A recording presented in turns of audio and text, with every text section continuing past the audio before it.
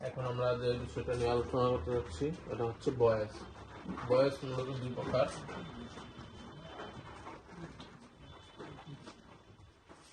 Active বয়েস,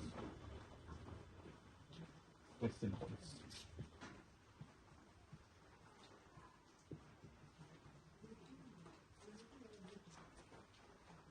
বয়েস অর্থ বাচ্চ মানে কথা বলা। অ্যাক্টিভ অর্থ হচ্ছে যে সাবজেক্ট যার কাছে বলবো, ডিরেক্ট কথা বলা। আর প্যাসিভ হচ্ছে আরেকজনের মাধ্যমে কথা বলানো। অ্যাক্টিভ ভয়েস যেমন আমি যদি বলি, অ্যাক্টিভ ভয়েসে যেমন এক নম্বরে দিলাম আই ইট রাইস। স্বাভাবিক যে কোনো সেন্টেন্সে কি অ্যাক্টিভ ভয়েস, যেমন এটা হচ্ছে অ্যাক্টিভ ভয়েস। যদি এই অ্যাক্টিভ ভয়েসটাকে আমি প্যাসিভে রূপান্তর করতে যাই তাহলে কি হবে?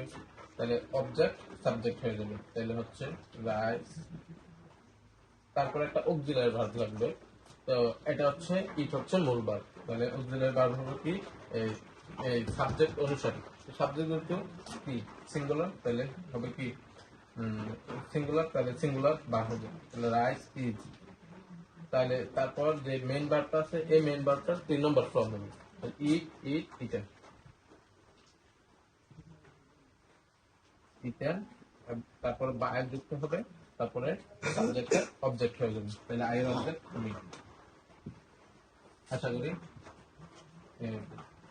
অ্যাক্টিভ থেকে প্যাসিভ ভয়েস বুঝতে পারবা।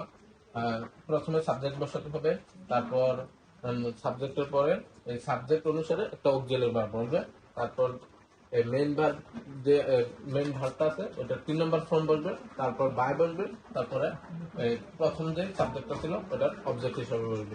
এরকম আরেক কয়েকটা রুলস আছে, ওই রুলস গুলা আস্তে আস্তে অন্য ভিডিওতে দিব, যে ওইভাবে এভাবে তোমরা শিখতে পারবে। ধন্যবাদ সবাই।